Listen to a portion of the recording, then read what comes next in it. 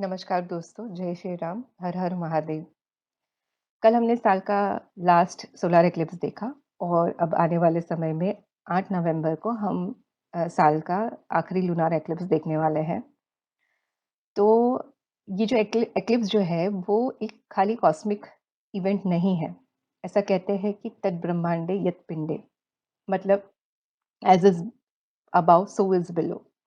सो ये cosmic event का ये सिर्फ एक स्पेस या कॉस्मिक इवेंट नहीं है, इसकी एक गहरी इम्पैक्ट हमारे लाइफ पे भी होती है। स्पेशली अगर आपका जन्म ग्रहण के टाइम पर हुआ हो, एक दिन आगे पीछे या ग्रहण के दौरान हुआ हो, तो आपकी कुंडली में भी ये ग्रहण दोष फॉर्म होगा। तो आज का वीडियो है इस ग्रहण दोष के बारे में। हम जानेंगे कि ये ग्रहण दोष कैसे बनता है अपनी कुंडली में और इसके इम्पैक्ट क्या होते हैं और क्या ये वाक़ई में इतना बुरा होता है। तो आइए शुरू करते हैं आज का वीडियो।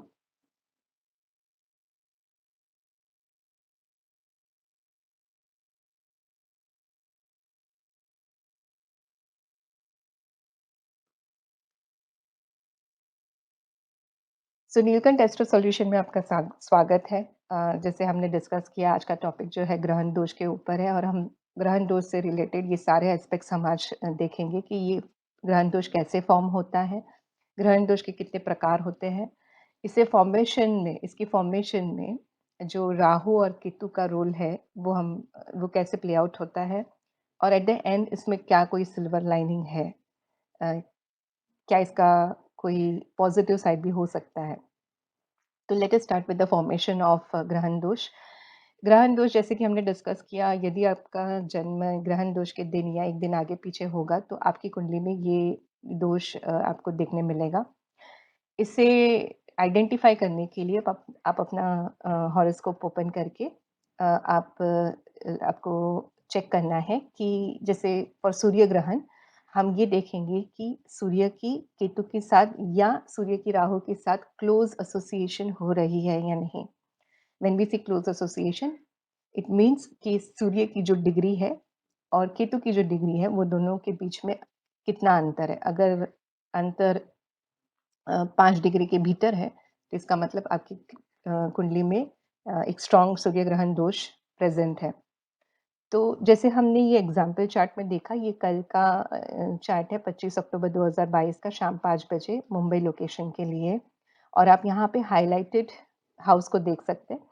एस्ट्रोलॉजी में ये हर एक बॉक्स को हाउस बोला जाता है या भाव बोला जाता है। तो जैसे कि ये वाला जो भाव है, इसके अंदर आप देख रहे हैं कि सूर्य और केतु की क्लोज़ एसोसिएशन हो रही है। ये दिखाता है कि ये सूर्य ग्रहण है और सूर्य ग्रहण जनरली अमावस्या के दिन होते हैं, तो इसीलिए और अमावस्या के दिन सूर्य और चंद्र साथ में होते हैं। पूर्णिमा के दिन सूर्य और चंद्र 180 डिग्री ऑपोज़िट होते हैं और अमावस्या के दिन दोनों साथ-साथ होते हैं। तो इसीलिए अगर आपकी कुंडली में सूर्य ग्रहण दोष है, तो आप देखोगे कि सूर्य, चंद्र और केतु एक ही घर में बैठे हैं और सूर्य और केतु की अगर 5 डिग्री से कम का डिफ़रेंस है दोनों के बीच में, तो आपके केस में एक स्ट्रॉन्ग सूर्य ग्रहण दोष बन रहा है। सिमिलरली सो सूर्य ग्रहण जो है वो सूर्य और केतु की युति से होता है, कि सूर्य और केतु की क्लोज़ एसोसिएशन से होता है और उसी प्रकार सूर्य की क्लोज़ एसोसिएशन विद राहु भी सूर्य ग्रहण दोष निर्माण करती है।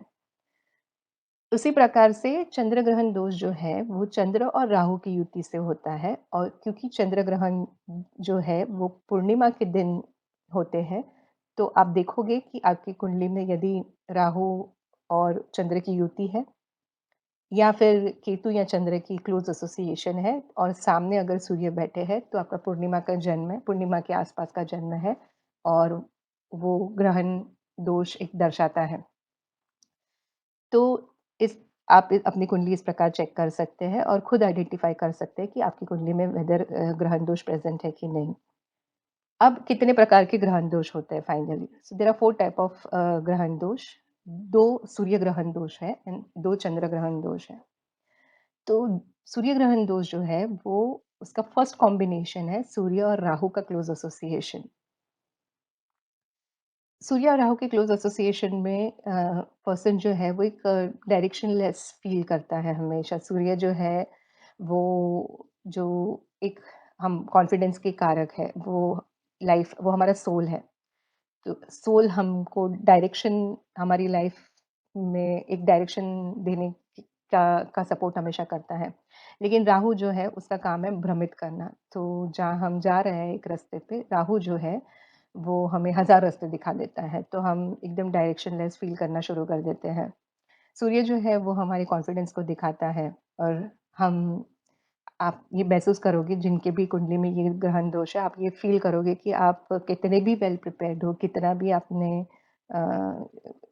तैयारी की हो, लेकिन जब डिलीवर करने का टाइम आता है, तो आपको हज़ार अलग-अलग थॉट्स आने लगते हैं, जिसकी वजह से आपकी कॉन्फिडेंस एकदम डाउन हो जाती है।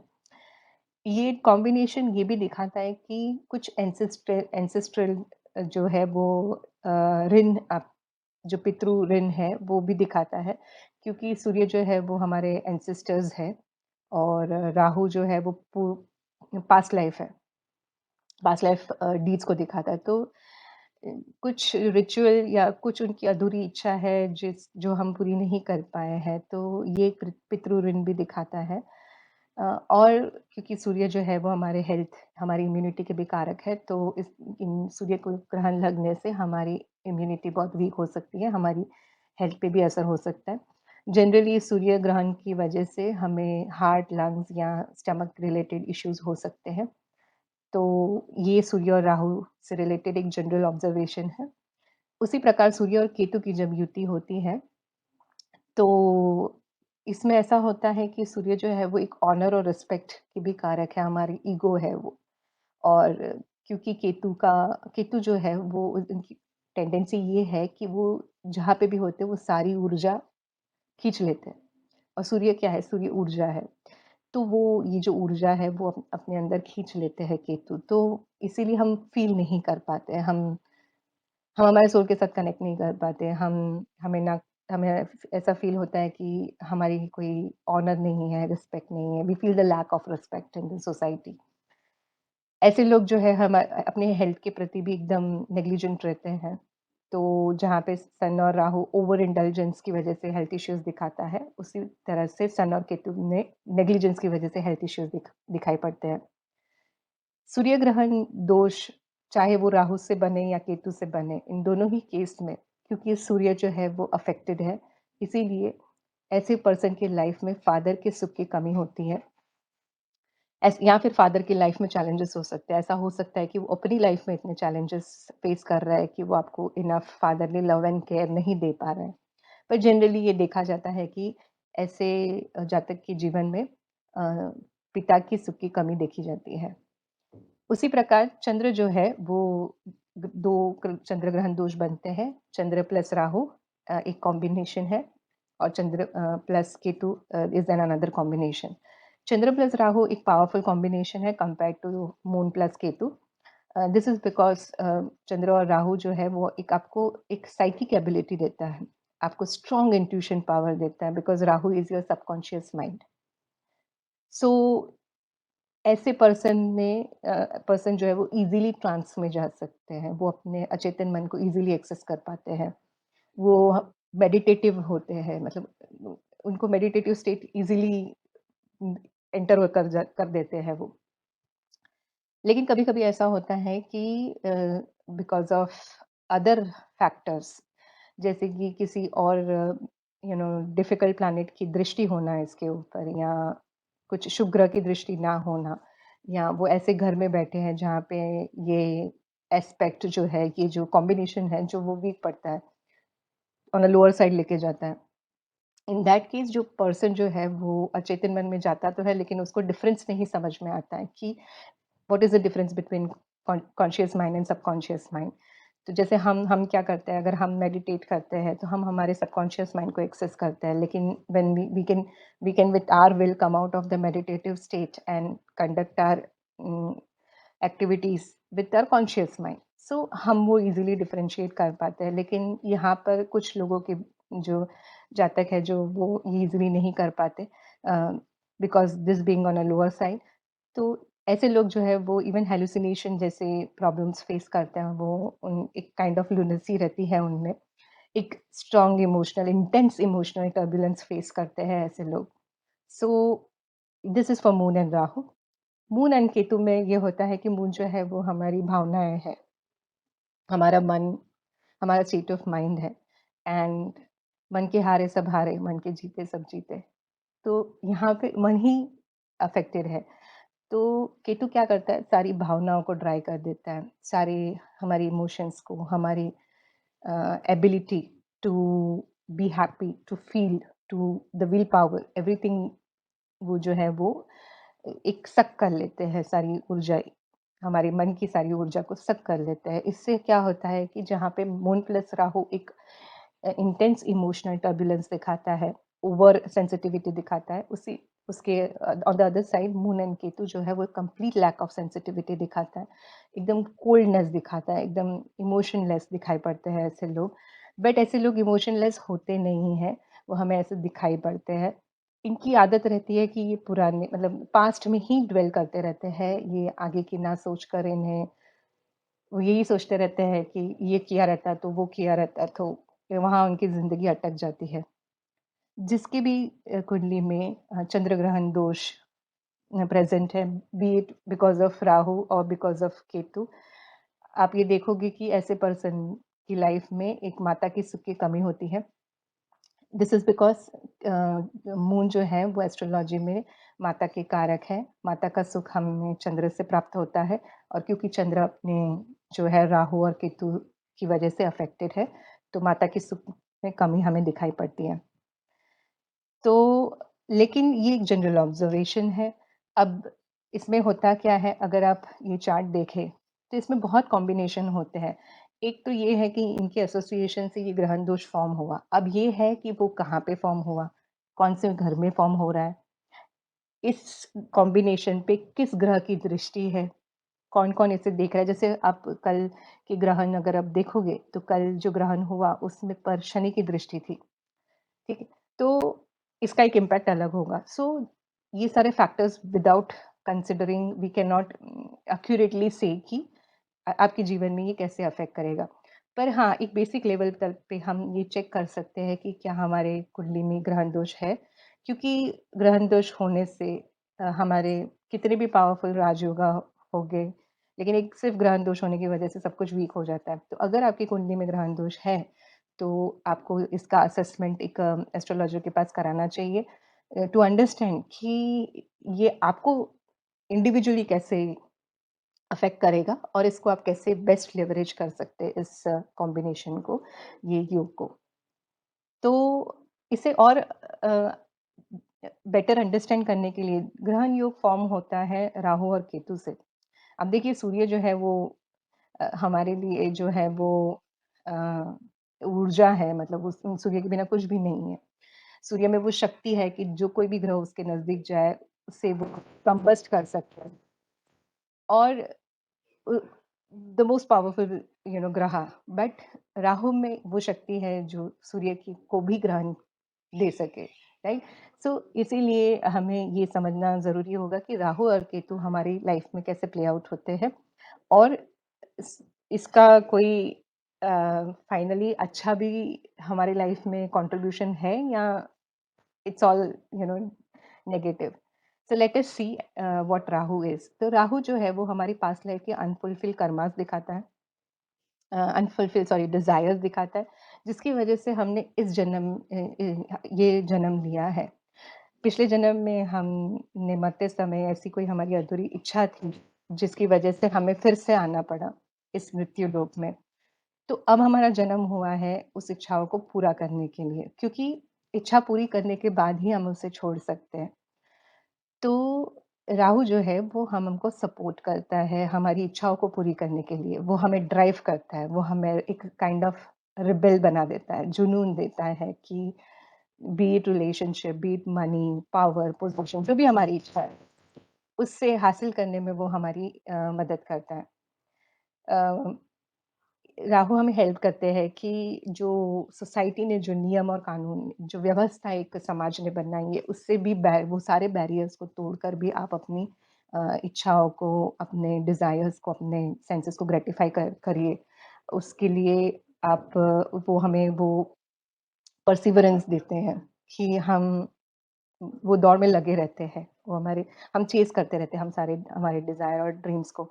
तो इनिशियली हमको ऐसा लगता है कि ये बड़ा मज़ा आता है, बहुत रोमांचक लगता है, बहुत एक काइंड ऑफ थ्रिल फ़ील होता है हमारी लाइफ़ में। ये उसी प्रकार है जैसे कि किसी छोटे बच्चे को हमने कहा कि आपके लिए एक सरप्राइज़ गिफ्ट है, लेकिन आपको खुद ढूँढ के निकालना है, तो हमें घर में छुपाइए, आप खुद ढूँढ के निकालिए कि कहाँ है गिफ्ट। तो बच्चा स्टार्टिंग में तो बहुत खुश हो जाता है और एक काइंड ऑफ अम्यूज़मेंट रहता है उसमें, एक एक्साइटमेंट रहता है। वो हर जगह पे, हर कॉर्नर में जाके ढूँढता है, अपने हर टॉयज़ अपने बैग में जाके ढूँढता है। हर चीज़ को उठा-उठा कर दिखाता है कि क्या ये सरप्राइज़ है? लेकिन हम बोलते हैं नहीं, ये नहीं, ये नहीं, ये नहीं, वो नहीं, ऐसा। फाइनली वो उसको जब लिमिट हो जाती है, तो वो उसको फ्रस्ट्रेशन शुरू हो जाती है, पैर पटकना शुरू हो जाता है, वो रोने लगता है। वो एक्सप्रेस करने लगता है कि अब बस अब मुझे दे दो, मुझे नहीं मिल रहा है, मुझे दे दो। और अगर हम उसे वो टॉय दे भी देते हैं, तो वो थोड़ी देर खेलता है, उसको वो थोड़ी-सी खुशी मिलती है, उसके फेस पे एकदम जॉय एकदम स्माइल आ जाती है। लेकिन थोड़ी देर के बाद आप देखोगे कि उसे वो साइड में रख के वो कुछ और ही खेल रहा है, कोई और ही चीज़ को वो मामूली सी चीज़ को पकड़ के खेल रहा है। सो हमारा भी वैसा ही है, हम भी ठीक उसी की तरह है। हम भी बहुत दौड़ लगाते हैं, जो हमारी जो परस्यूट ऑफ हैप्पीनेस है, तो ये एक लंबी दौड़ रहती है। लेकिन as soon as we get that happiness, it's for moment, it's momentary. हम इमीडिएटली नेक्स्ट मोमेंट पे नई दौड़ शुरू कर देते हैं। तो हमको एक पॉइंट ऑफ टाइम पे आने के बाद हमको ये रियलाइज़ होता है कि ये जो चेज़ जो है ना वो एंडलेस है। हम दौड़ लगाते रहते हैं लेकिन जो हमें मिलता है वो क्षणभंगुर है, वो थोड़ी वो पेरिशेबल है, वो मतलब थोड़ी देर के बाद हम कुछ और ढूँढने लगेंगे और ये हमको मतलब एक ये हमको कंप्लीट सैटिस्फैक्शन कभी नहीं देगा कि हमें हमेशा डिससैटिस्फैक्शन की फीलिंग होगी, लैकिंग ऑफ समथिंग ऐसी ऐसी फीलिंग देगी। और जब हमको ये रियलाइज़ होता है, जब हमको ये रियलाइज़ होने लगता है कि ऑल दिस इज़ वर्थलेस, हम जो दौड़ लगा के रखे हैं वो वर्थलेस है। जब तक हमको ये रियलाइज़ नहीं होता है, राहु हमें दौड़ाते हैं, लेकिन जैसे ही हमें ये रियलाइज़ होता है, Rahu hands us over to Ketu और उसके बाद वो राहु जो है, वो वेट करते हैं हमारा कि हम उनकी जो ऊर्जा है, हम उनकी जो शक्ति है, in the form of dormant serpent energy. अभी सर्पेंट एनर्जी, कुंडलिनी शक्ति हमारे अंदर है, लेकिन वो एट रेस्ट है। तो ये शक्ति जो है, वो राहु दर्शाते हैं। तो वो वेट करते हैं हमारा कि हम उस लेवल तलक उस काबिल बन जाए कि हम उसे एक्सेस करके उसे एलिवेट कर सकें to elevate through all the chakras so that we can free ourselves from bondages of life and death. So इसके बाद जब केतु हमारी जीवन को की जर्नी को आगे लेकर जाते हैं तो जैसे राहु एक शाउट आउट देते हैं हमें रन करने के लिए, केतु जो है वो एक स्लो विस्पर करेंगे हमको कि आप ठहर जाने के लिए, रुक जाने के लिए। तो अगर हम ये ये रियलाइज़ करके अगर हम खुद रुक जाते हैं, तो हम अलाइन हो जाते हैं हेवनली प्लान के साथ। लेकिन जब हम फिर भी अगर हम एक्सटर्नल वर्ल्ड से एक्सपेक्टेशन रखते हैं, तो केतु जो है वो देन फोर्सफुली कट ऑफ करते हैं हमारे सारे वर्ल्डली टाइज़ को। आप देखोगे कि अचानक से आपके फिर केतु पीरियड में आपकी जॉब चली जाएगी या आपके रिलेशनशिप में इश्यूज़ आने लगेगी। So this is only because Ketu wants to remove you from the situation which is too much related to external world. Ketu wants you to turn inward. तो वो यू टर्न करवाने के लिए जो अगर आप अलाइन हो जाते हो तो जर्नी इजी हो जाती है, लेकिन अगर आप अगर फिर भी बाहरी दुनिया की तरफ आपका फोकस है तो आपको ये डिफिकल्ट लगता है, आपको ये पीरियड बहुत ही डिफिकल्ट लगता है।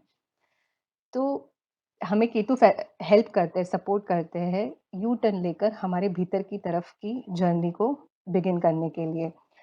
क्योंकि only by going deep down, जैसे आचार्य रजनीश कहते हैं कि only by going deep down within we can elevate ourselves to higher realm. तो ऊपर उठने के लिए हमें पहले भीतर की तरफ अंदर की यात्रा करनी पड़ेगी। तो ये यात्रा के लिए हमें केतु प्रिपेयर करते हैं। And this comes through meditation. तो हम जब ये यात्रा शुरू करते हैं, तो जो राहु जो है वो as a serpent energy is lying at rest at our Muladhara chakra. तो विथ आवर जर्नी इनवर्ड हम ट्राई करते हैं यहाँ से उनकी एनर्जी को एक्टिवेट करके इसे एलिवेट करने के लिए, और ये जो है एनर्जी मूव होती है, ये जो कुंडलिनी शक्ति जो है, ये एलिवेट होती है थ्रू वेरियस चक्रास। सो मूलाधार, स्वादिष्ठान, Manipur, Anahata, Vishuddha chakra, and finally it comes to the Ajna chakra, जो थर्ड आई चक्र जो है हमारा। और यहाँ पे जिन लोगों को सूर्य ग्रहण दोष है, जिनकी भी लाइफ कुंडली में सूर्य ग्रहण दोष है, उन्हें एक नेचुरल एबिलिटी होती है उनके पास इसे अनलॉक करने के लिए। ये उनका पास्ट लाइफ की साधना से ऑलरेडी एक लेवल तलक पहुंच गया है। अब इजीली वो अनलॉक कर सकते हैं इस बर्थ में, through meditation, through by going deep down within. So ये एक सपोर्ट है, ये एक ब्लेसिंग इन डिस्गाइज है फ्रॉम दिस दोष, द सो कॉल्ड ग्रहण दोष, सूर्य ग्रहण दोष। सिमिलरली जिसकी भी कुंडली में चंद्र ग्रहण दोष है, उनके पास एक नेचुरल एबिलिटी रहती है अपने अंतिम चक्र, सहस्रार चक्र को अनलॉक करने के लिए। उनकी भी पास्ट लाइफ में एक साधना रही होगी, वो काफ़ी इवॉल्व पर्सन होंगे, जिन्होंने अपनी साधना एक लेवल तक लेकर आए हैं, और वो उन्होंने वो एक स्तर पर पहुंच चुके हैं जहाँ पे जस्ट उन्हें naturally they are like they can easily open and unlock this, the final chakra, which is which will then free you from the circles of life and death. So जो ग्रहण दोष हमें ऐसे लगता है कि पेनफुल है हमारी लाइफ में, हमारी सारी सब सुख पे इम्पैक्ट डाले हुए हैं, वो एक्चुअली में आपको बेनिफिट करते हैं आपके रियल सुख को खोजने में। तो ये था हमारा रिव्यू ऑन ग्रहण दोष। राहु जिस प्रकार चंद्र और सूर्य से मिलके राहु जो जो मतलब ग्रहण दोष जो है, राहु और केतु की युति जो सूर्य और चंद्र से होती है, तब ये ग्रहण दोष जो बनता है, उससे हमारे आज्ञा और सहस्रार चक्र में वो अनलॉक करने की हमको कैपेबिलिटी मिलती है। उसी प्रकार इनकी युति जो है वो बाकी के चक्रों को कैसे अनलॉक करें, इसके ऊपर हम आने वाले वीडियो में चर्चा करेंगे। तब तक के लिए थैंक यू। आशा करती हूँ आपको ये वीडियो पसंद आया रहेगा। आप हमसे संपर्क कर सकते हैं इस ईमेल आईडी पर for any astrological topics, and आप हमें फॉलो कर सकते हैं ट्विटर और इंस्टाग्राम पर भी। तो इस वीडियो को पर कमेंट करके ज़रूर बताइएगा कि आपके क्या अनुभव रहे हैं इस ग्रहण दोष के बारे में, और क्या आप रिजोनेट कर पाए हैं इस रिव्यू से। Thank you. जय श्री राम, हर हर महादेव।